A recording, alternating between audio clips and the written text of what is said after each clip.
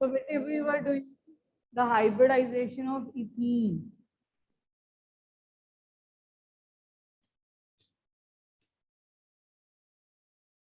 Ethane we have done. You have to start with ethene and finish with ethyne.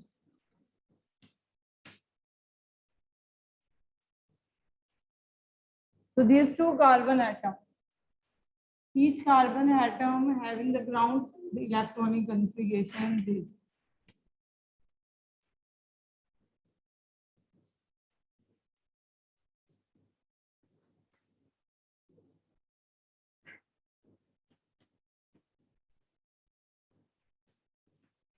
This is the ground state of each carbon atom.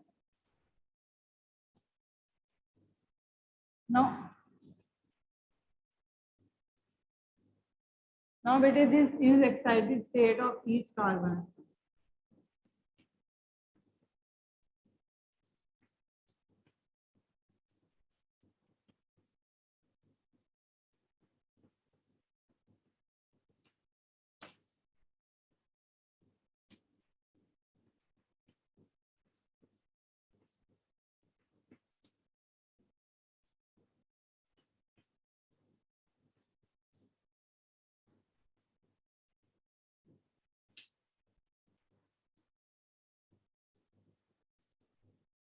ठीक है. See बेटे how many, yes, that day also I have told you how many sigma bonds are there. There are 3 sigma bonds over here.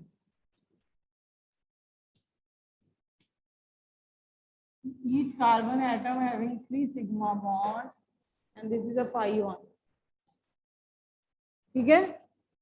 जितने sigma bond उतनी hybridization. So how many sigma bond? 3. So it is sp2 hybridized. Each carbon atom is sp2 hybridized. ठीक. एक S का और 2 P के hybridisation चले जाएंगे. ठीक है.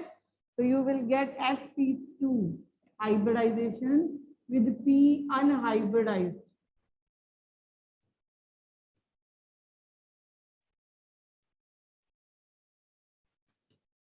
अब sp2 की शेप क्या होती है? That is trigonal planar. ठीक. हर एक कार्बन एटम बेटे sp2, ये 1 कार्बन एटम है. ठीक. This is other one. Okay. This unhybridized p orbital, this is having equal lobes. मैंने पहले भी बताया बेटे जो अनहाइब्रिडाइज्ड ऑर्बिटल है वो पाई बॉन्ड्स बनाते हैं. ठीक है. जो हाइब्रिडाइज्ड ऑर्बिटल होते हैं वो सिग्मा बॉन्ड बनाते हैं. तो ये जो अनहाइब्रिडाइज्ड हैं ये साइड वाइज ओवरलैपिंग करेंगे. ये और ये वाला ऑर्बिटल साइड वाइज ओवरलैपिंग कर रहा है. ठीक है. इसमें से एक बॉन्ड कार्बन एटम आपस में बना रहे हैं और 2 बॉन्ड ईच ये हाइड्रोजन के साथ बना रहे हैं.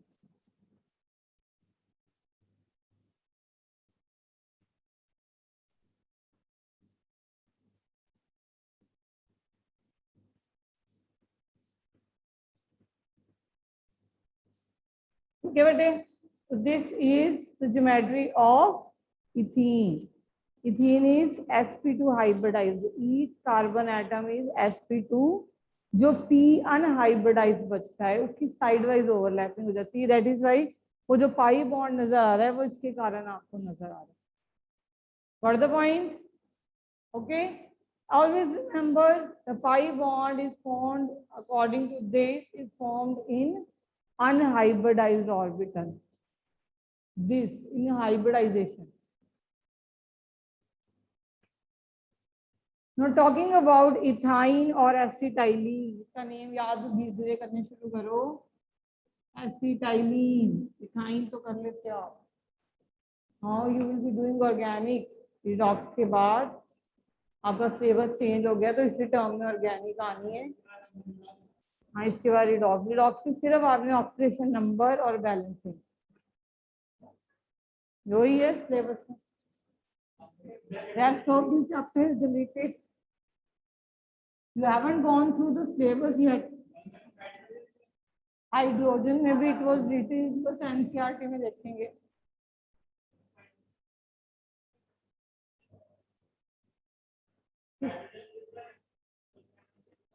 बेटे जो भी एलिमेंट स्टडी करते हो इनऑर्गेनिक्स में आते हैं।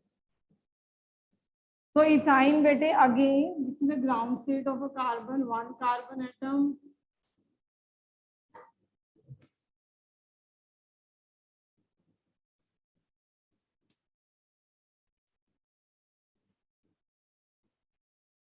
this is ground state of other carbon atom again.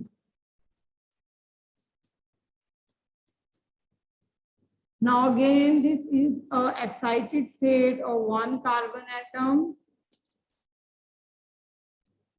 This is excited state of another carbon atom.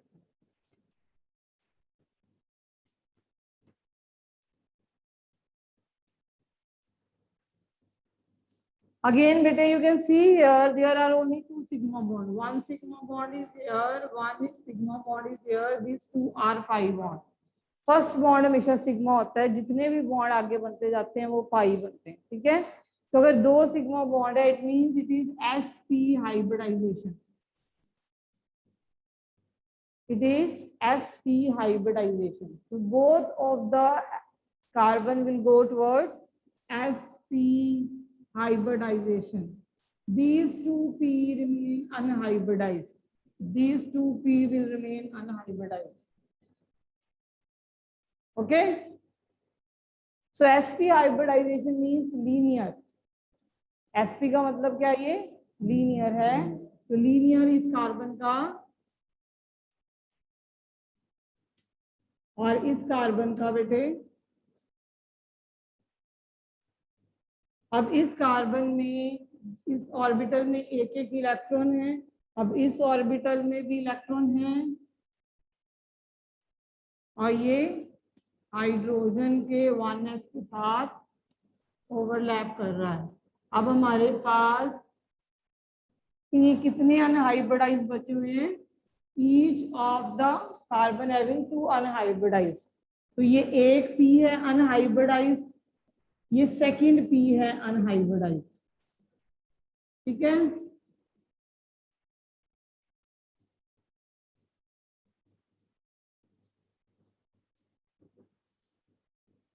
Okay, this is 1p, this is other p, so you have 2 p's unhybridized, ठीक है।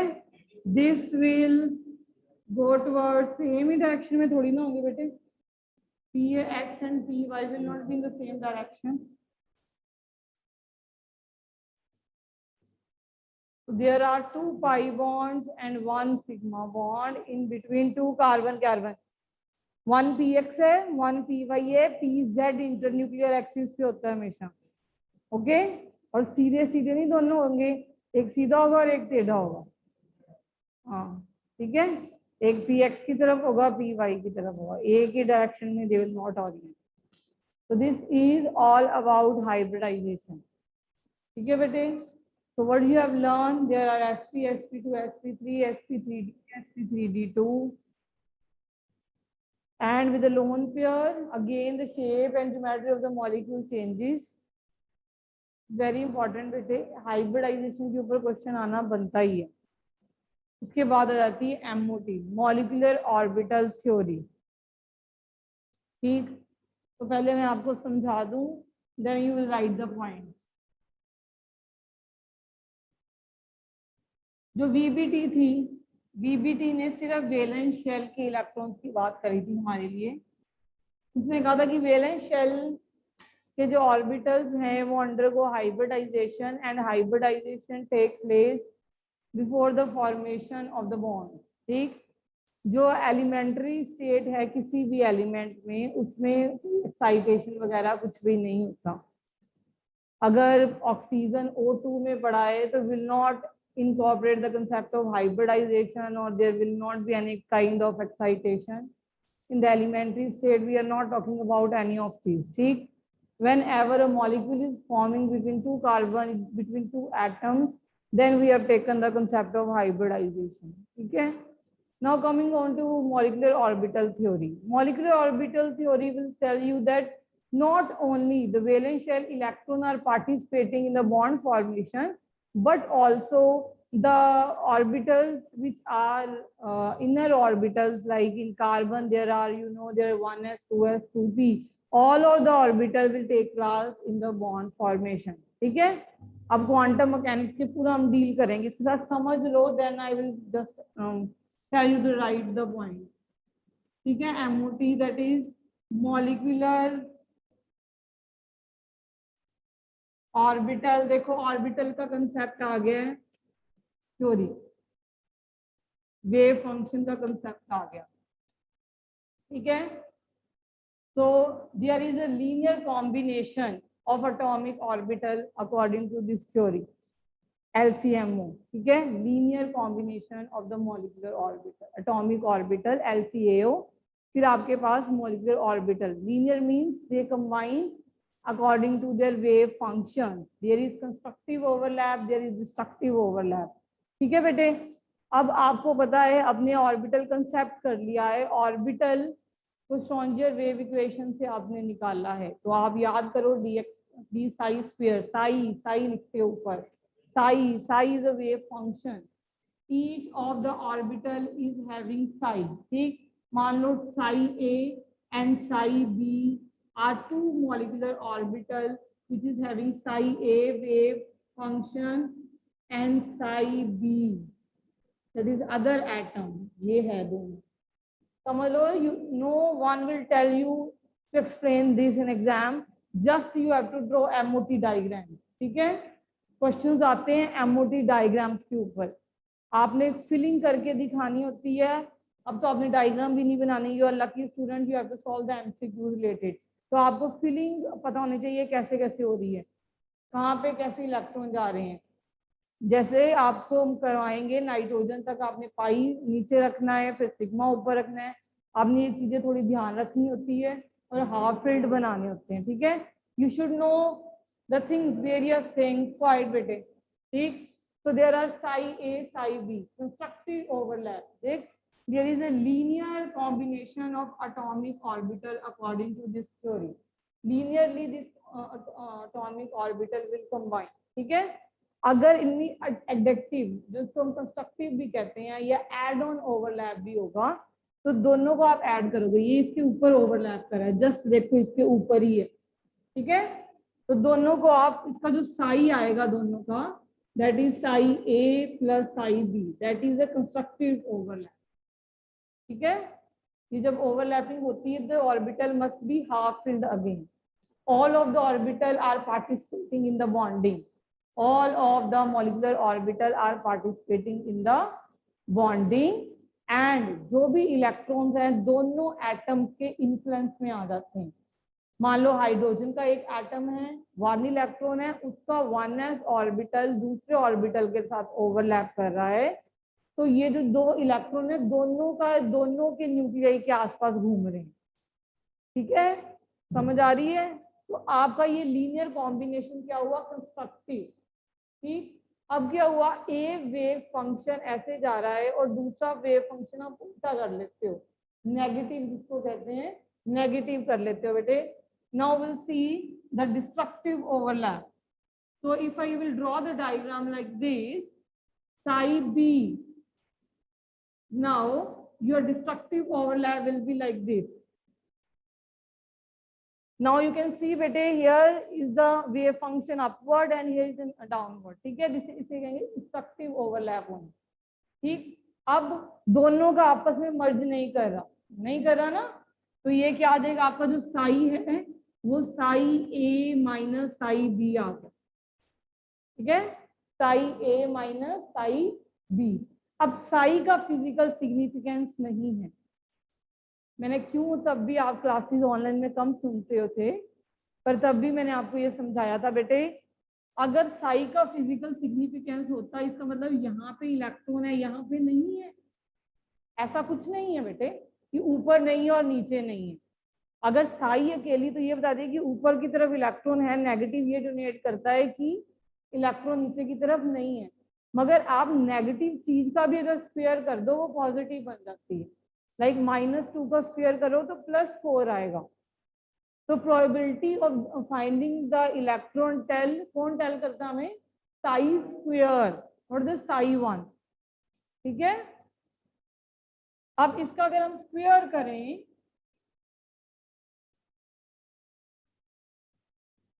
अगर मैं इन दोनों वेव फंक्शन का जो add on wave function है उसका square करूं तो what I will get? Psi A plus psi B का स्क्वायर। ठीक, ओके। तो ए प्लस बी का होल स्क्वायर क्या होता है? A square plus B square plus 2ab। ठीक है, अगर अकेला मैं साई का स्क्वायर करूं तो साई का स्क्वायर आएगा, अगर अकेला साई बी का स्क्वायर करूं तो साई बी का स्क्वायर आएगा। मगर जब एडिक्टिव ओवरलैप होगी, कंस्ट्रक्टिव अप्रोच होगी, तो हमारी जो इलेक्ट्रॉन डेंसिटी है वो बढ़ गई। कितनी बढ़ गई? इतनी। ठीक है, जिन ऑर्बिटल में इलेक्ट्रॉन डेंसिटी बढ़ जाती है, दो ऑर्बिटल कंबाइन हुए, अगर दो ऑर्बिटल कंबाइन होंगे तो दो नए ऑर्बिटल बनेंगे।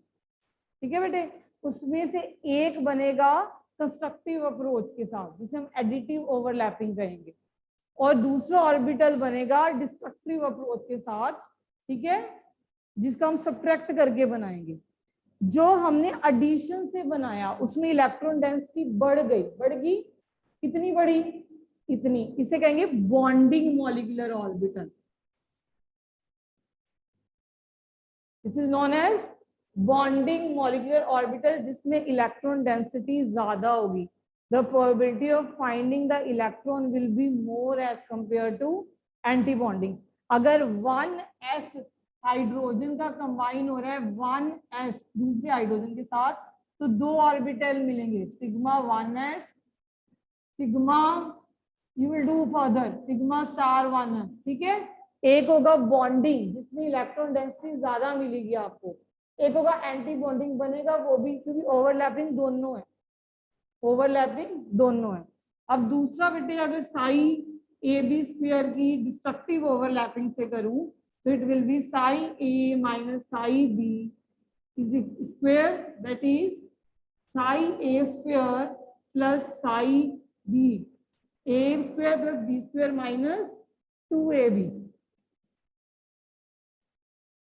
ठीक है, अब अगर अकेले अकेले होते, अगर ऑर्बिटल अकेले अकेले होते उनका स्क्वायर निकालते तो प्रोबेबिलिटी इलेक्ट्रॉन की ज्यादा होनी थी, मगर अभी डिस्ट्रक्टिव ओवरलैपिंग हुई है तो ये डेंसिटी कितनी डिक्रीज होगी?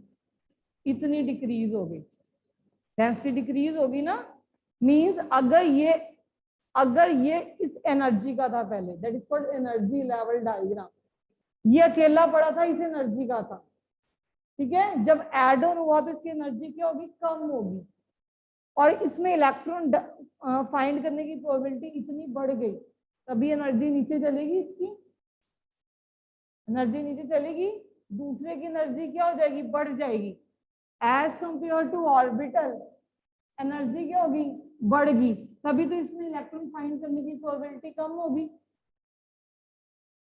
जिसमें इलेक्ट्रॉन फाइंड करने की प्रोबेबिलिटी कम होती है एज कंपेयर टू जिसमें प्रोबेबिलिटी ज्यादा होती है, उसे कहते हैं एंटी बॉन्डिंग मॉलिक्यूलर ऑर्बिटल। ठीक है, so this is bonding molecular orbital, this is anti-bonding molecular orbital. One will be denoted by sigma and one is denoted by sigma star. Now you want points of MOT or you can read from the book. मैंने वो आपको you want notes कि आपको थोड़ी समझ आ गई और MOT की तरफ भाग्य डायग्राम की तरफ। हाँ, ऑनलाइन स्टूडेंट्स बेटे, you want the points so you can read from the book. यहाँ पे Kavya and Smriti is listening. They are active one. Divyanshi is also active one. Yes, Divyanshi. Yes, yes. Kavya. Okay. So go from the book, Betty, the points, and then you have to do the difference between bonding and anti-bonding molecular orbital. ठीक है? Bonding जिसमें probability ज्यादा होती है, MOT की bonding में electron find करने की प्रोबेबिलिटी ज्यादा क्यों होती है? क्योंकि जो इलेक्ट्रॉन है वो बीच में आ जाते हैं, डेंसिटी बढ़ जाती है ना, साइज पेयर ये किया, तो दोनों न्यूक्लियाई के बीच में आ जाते हैं। अब सोचो हाइड्रोजन के दो एटम है, उसके बीच में इलेक्ट्रॉन्स हैं, तो दोनों न्यूक्लियाई एक दूसरे को रिपेल कम करेंगे, ठीक है, वहां पे रिपल्शन कम होगी। एंटी बॉन्डिंग में उनकी एनर्जी हायर हो जाती है, एक तो ये आपको समझ आई, एक उनकी न्यूक्लियस में ज्यादा रिपल्शन होती है, ठीक है। एक आपको डिफरेंस, अब तो क्या डिफरेंस पूछेंगे, पॉइंट्स आप पढ़ लेना, किसी पॉइंट पे आपको क्वेश्चन आ सकता है, जैसे कि बॉन्डिंग मॉलिक्यूलर ऑर्बिटल के पॉइंट्स लिख के आ सकते हैं, उसमें से पूछा जा सकता है कि ऑल ऑफ दी, ये सारे पॉइंट्स एप्लीकेबल हैं या इसमें से एक पॉइंट एप्लीकेबल है, ऐसा कुछ क्वेश्चन बन के आ सकता है, ठीक है। एमओटी के सिर्फ साइलेंट फीचर्स रीड कर लेना, वो मैंने आपको बता ही दी है कि सारे के सारे ऑर्बिटल ओवरलैप करेंगे, लीनियर कॉम्बिनेशन एटॉमिक ऑर्बिटल का होता है, जितने ऑर्बिटल पार्टिसिपेट करते हैं बॉन्डिंग में उतने न्यू एमओटी, अगर दो पार्टिसिपेट करें हैं तो दो न्यू बनेंगे, उसमें से एक बॉन्डिंग बनेगा एक एंटी बॉन्डिंग, अगर तीन है तो तीन ऐसे, ठीक है, सोन सोन सोन, ओके। हाफ फील्ड होते हैं, ठीक है, और जो इलेक्ट्रॉन है वो दोनों के पास होते हैं, मतलब सारे के सारे एटॉमिक ऑर्बिटल की जो इलेक्ट्रॉन है वो न्यूक्लियस के आसपास घूम रहे हैं, हम वीबीटी की बात नहीं करें। स्टार्ट करें एमओटी की एनर्जी लेवल डायग्राम, जिस वे से you will get the question.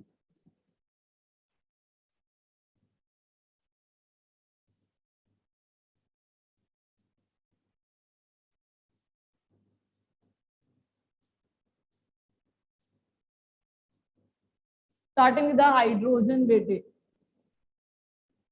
अच्छा, इसको शुरू करने से पहले, जैसे हाइब्रिडाइजेशन में हमने किया था कि टू टाइप बॉन्ड बनते हैं, सिग्मा एंड पाई, सेम इसमें भी टू टाइप के मॉलिक्यूलर ऑर्बिटल बनेंगे, सिग्मा और पाई, डिपेंडिंग ओवरलैपिंग कैसे है।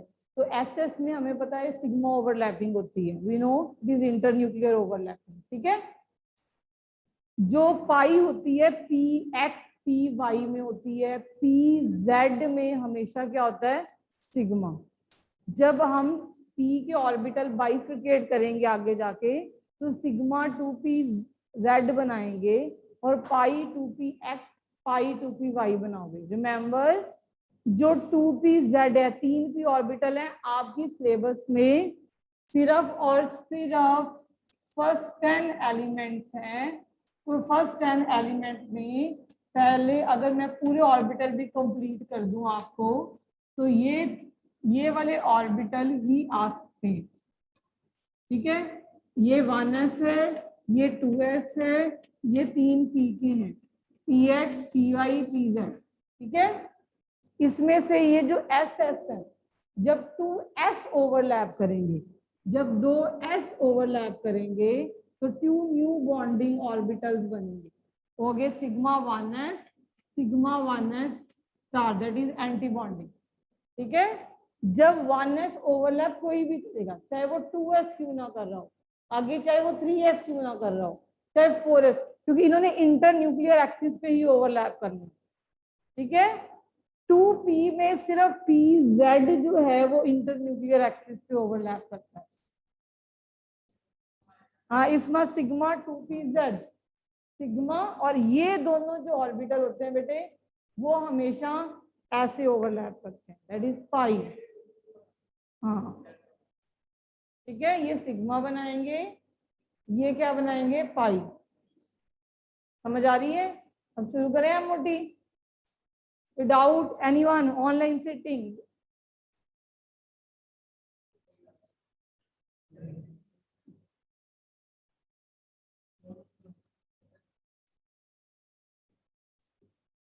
Okay, so this is one hydrogen atom. This one hydrogen atom is having an electron in 1s1. Okay. This is another hydrogen atom having an electron in 1s1. So these two, how many orbital are overlapping? Two. One this, one this. There are two. So you will get two orbitals. one will be having lower energy and one will be having bete higher energy. The orbital which is having lower energy, it is known as sigma 1s. Sigma अकेला donate करता है, ये क्या है, bonding molecular orbit.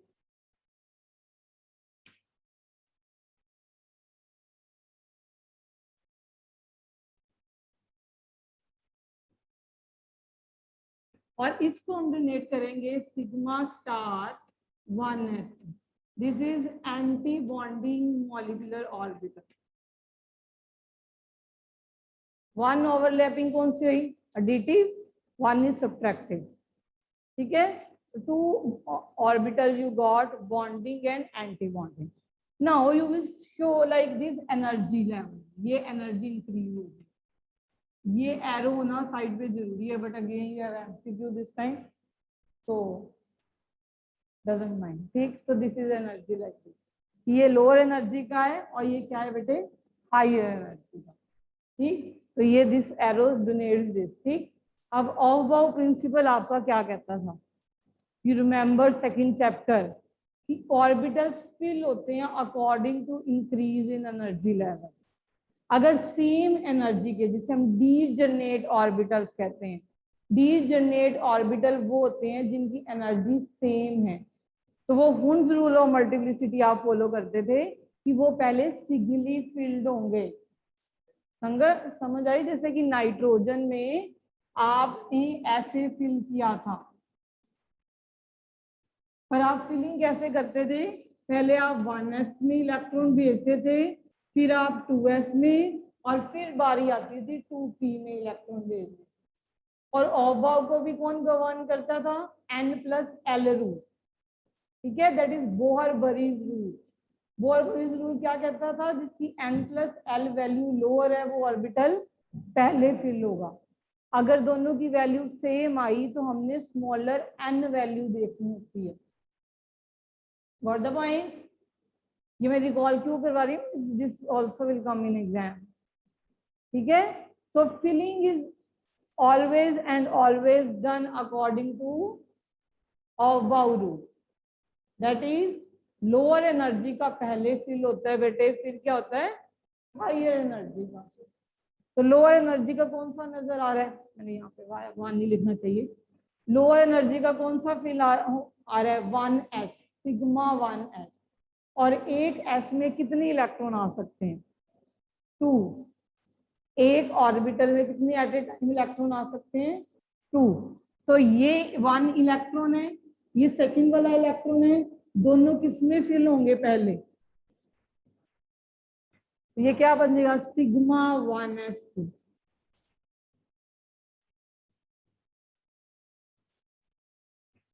ठीक है, this is sigma 1s2. और ये ओवरलैपिंग कौन सी हुई है, इंटरन्यूक्लियर एक्सिस पे, तभी सिग्मा बॉन्ड बना है, strong bond, constructive approach, additive overlapping. ठीक है, अब सिग्मा स्टार एंटी बॉन्डिंग. अब मैं हीलियम की बात करूं, हीलियम क्या होता है, मैं यहाँ ही ले रही हूँ बेटे helium. Now I am taking 2 atoms of helium. 2 atoms helium की इलेक्ट्रॉनिक कॉन्फ़िगरेशन क्या, एक एटम की 1s2. दूसरे एटम की कॉन्फ़िगरेशन क्या है, अगेन 1s2 है बेटे. अब टोटल कितने इलेक्ट्रॉन है, 1 2 3 4. तो 2 इसमें चले गए, 2 इसमें. यहाँ से एक क्वेश्चन पूछाता था, why helium atom doesn't exist, why He2 doesn't exist. यहाँ से हम शुरू करते हैं, what is bond order. ठीक है, ये क्वेश्चन बहुत पेट क्वेश्चन हम पूछते थे आपसे कि why helium atom doesn't exist, but अब अगेन MCQs. ठीक है, अब let us, what is bond order. Question पूछने वाले 3 क्वेश्चन बनते हैं बेटे. What is bond order, magnetic character and stability. MOT में ये 3 क्वेश्चन पूछे जाते हैं। स्टेबिलिटी किसकी है, ठीक, या तो फिलिंग आएगी, फिलिंग तो पता ही होनी चाहिए। उसके बाद फिलिंग के बाद किसकी स्टेबिलिटी ज्यादा है, किसका बॉन्ड ऑर्डर क्या है, और कौन पैरामैग्नेटिक और डायामैग्नेटिक है। ये पेट क्वेश्चन है जो पूछे जाते हैं। सबसे पहले आपको बॉन्ड ऑर्डर क्या होता है बेटे, bond order is half bonding minus anti bonding orbital, ठीक। बॉन्डिंग में कितने इलेक्ट्रॉन पड़े हैं और एंटी बॉन्डिंग में कितने पड़े हैं। जैसे मैं हाइड्रोजन की बात करूं, पहले हाइड्रोजन की बॉन्डिंग में 2 पड़े हैं। हाइड्रोजन अभी बनाया था तो नीचे वाले में ये हमेशा हमने 2 इलेक्ट्रॉन दिखाए थे बस।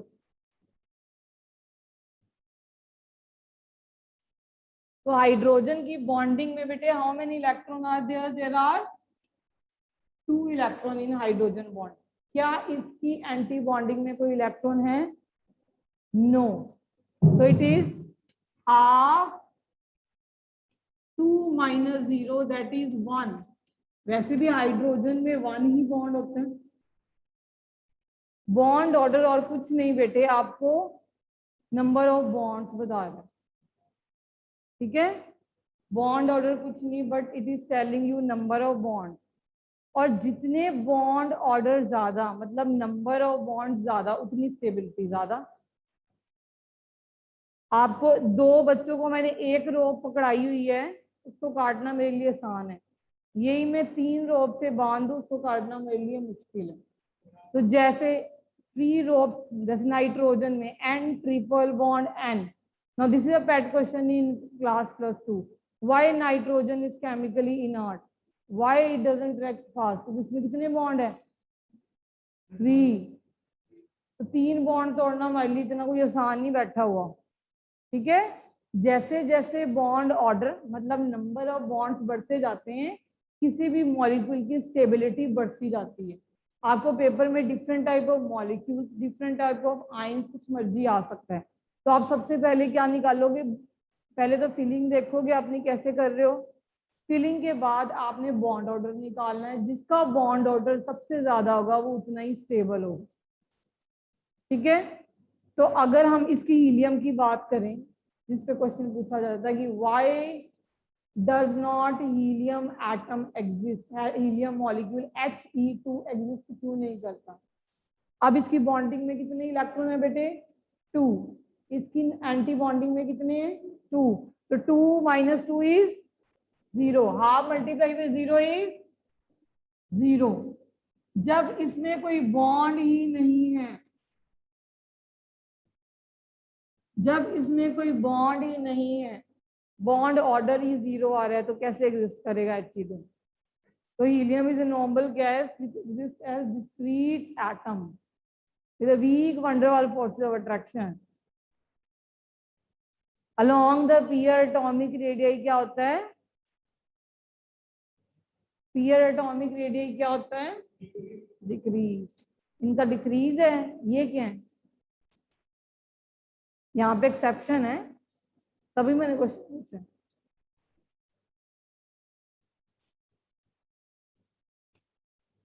नोबल गैसेस में कौन सा रेडियस होता है, हरिया,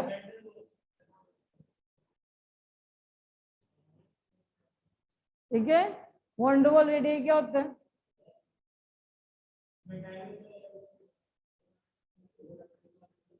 जो जस्ट एन एटम है, मॉलिक्यूल जो जस्ट एन मॉलिक्यूल पड़ा है, उसके डिस्टेंस का हाफ को van der Waals।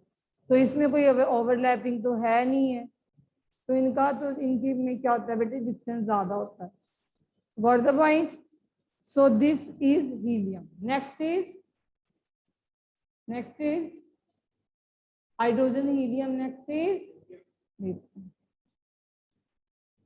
so one, each lithium is having 1s2, 2s1।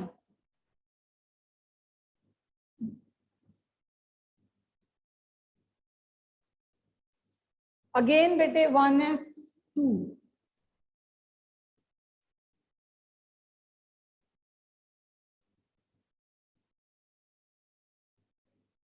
continue tomorrow।